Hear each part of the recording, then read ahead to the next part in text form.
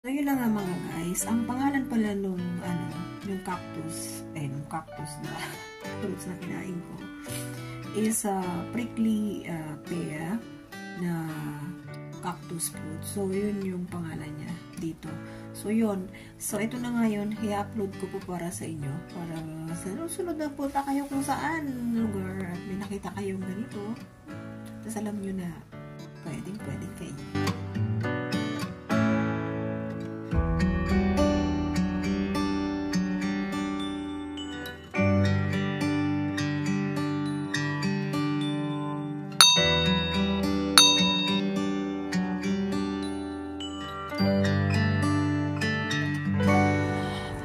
A cactus that you can eat, and there's fruits. Oh goodness me, you can eat this guys. Pwede siyang makain at meron siyang bunga. Di ba kung kumuha? Ayan siya oh, purple na siya oh. Okay, kukuha tayo guys. Sandali guys, nakakuha ko ng dalawa. So medyo ano siya, tawag dito. Pero ang dami pa niya dun. There. I wanna get it. Ah, this one is good. There's another one there. There are 2 pieces still. But it's quite high. So at least I have 2. That's so good. Anyway guys, ang dami siyang yung parang mga spike. So medyo yun nga lang, hindi ako nag-careful. Ang padami ko. Tanggalin ko muna to, okay? Goodness speed. So hindi ako masyado naging careful mga guys. So then guys, ito yung kinuha ko na nakita ko na cactus doon. Parang parang kapatid siya ng mga figs. Pero syempre cactus talaga yung nito. Pero ito ay napaka-edible niya guys. Manisan nakikita mo to sa market. So kanina, hindi ko to napansin. Ginuha ko na lang. Hindi ko napansin yung maliliit na spike niya doon. So yung buong kamay ko nagkaroon ako na katutak na natinik, lumikit, pero natanggal ko pa naman. Pero ngayon, napakita ko sa inyo na masarap ito. At siya, edible to guys. Pwede itong kainin. Kahit po yung niya, yung parang dahon ng cactus na to. Pwede mo siyang kainin. Sakat-sakat ng mga kamay, nung ko, kasi may mga maliliit kasi siya na parang tinik. Kasi usually ang cactus naman ganyan talaga sila. Yan. Pero i-double check ko yung pangalan niya. Pero kinakain talaga ito. Edible po ito. So, ganito ang itsura niyan. Green po yan. Pagka hindi pa. Tapos yung dahon po nito, medyo malapad siya na manipis. Nakikita nyo minsan kung nakakapanood kayo sa TikTok na kinakain niya. So, ngayon i-open ko na guys. Ganito yung itsura niya. Ayan. So, ayan siya. So, nakakuha ako ng dalawa guys. Bumalik ako kanina, gusto sana kumuha, kaso medyo mataas, naisip ko na lang, tsaka napakadami kasi parang yun nga yung maliliit na diesel ba tawag doon. Yeah. So ngayon, o-open ko to, kung ano itsura. Para siyang din, yung kagaya nung sa dragon fruit, yung itsura nito. So open natin mga guys. Hindi naman to masamang klase nito. Yan, ang sakit niya guys. Masakit talaga siya. Aray ko. Kasi naman, napakahilig kumain ng mga wild na kung ano-ano. Pero yung kagandahan nito guys, kasi pagka, yan guys, ang sakit. Yan siya kitang-kita ko doon Napakaliit niya. Masakit siya guys. Yan. Yun nga, sabi ko nga sa inyo, pagka marunong ka tumingi ng mga pagkain na edible, bubuhay ka sa bundok. Okay? Walang. Huwag mo nang itanong guys kung paano ko nalalaman yung mga ganito. Lumaki po ako sa bundok. Lumaki po ako sa Marinduque. So, pero actually, nung bata kami, hindi naman namin ito pinapansin kasi wala kami masyado dito. Kasi nga, napakatinig kasi niyan. Yung mga natural na yung mga nakasanayan lang namin sa pinagkakakain namin. Ganon din namang mga iba na ngayon very sikat na rin. Kagaya po ng mga tibig, mga ganyan. Ayan. Oh my God. I can sense it. I can see it guys in my hands. Nariramdaman ko. Pero mamaya ako natatanggalin. Ito muna tayo. So ganito po yung itsura niyan. Ayan. Tignan mo kung anong lasa niya, guys.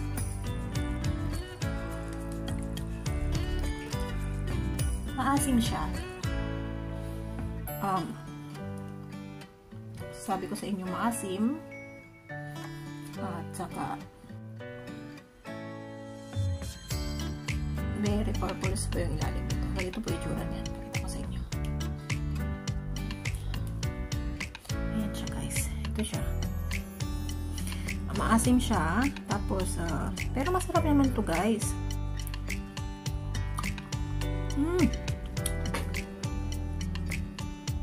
Super asim.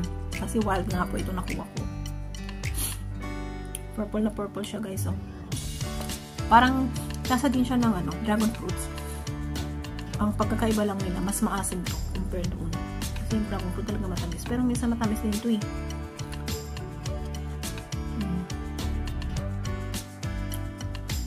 Edible po ito.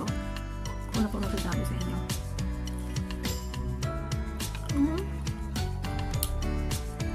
It's yummy. Mahilig po ako sa ganito maasim. Sana kinuha ko lahat. Kasi dami pang bunga. Siguro mga 10 pa siguro.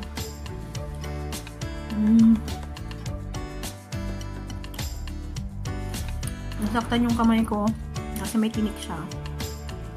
So, okay lang. Kasi masarap naman to.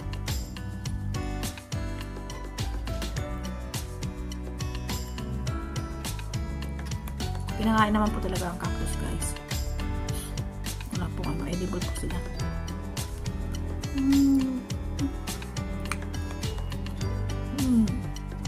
Ang sarap nyo, guys. Sorry, pero maasim. Pero hindi yung asim na asim. Ibang-iba nga lang siya dun sa dragon fruit talaga. Oh my God.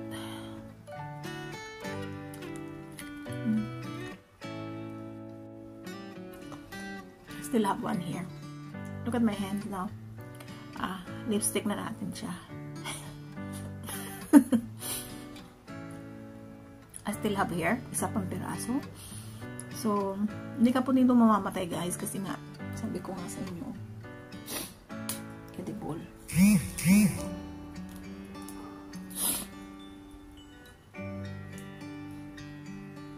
Yan, nandito na siya. 2 piraso lang to. At sinaga ko na lang kasi nga kasi ba naman yung mga kamay ko. Sana pala binalatan ko na lang siya ng manipis kasi nanghinayang ako dun sa mga part na hindi kumakain. Pero ang sakit talaga ng kamay ko, guys. Ano naman, kasi ang dami niyang maliliit na tinik. There you go, guys. Ito na siya.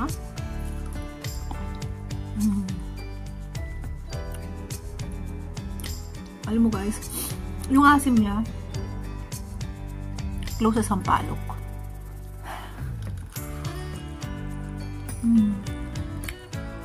Ang sarap.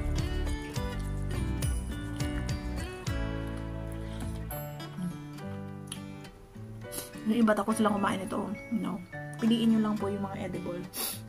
Pero marami pa lang ang cactus na edible.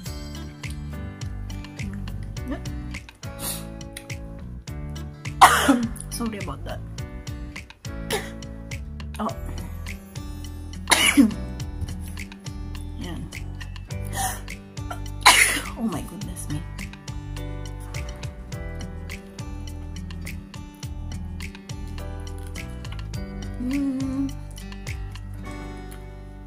Amazing.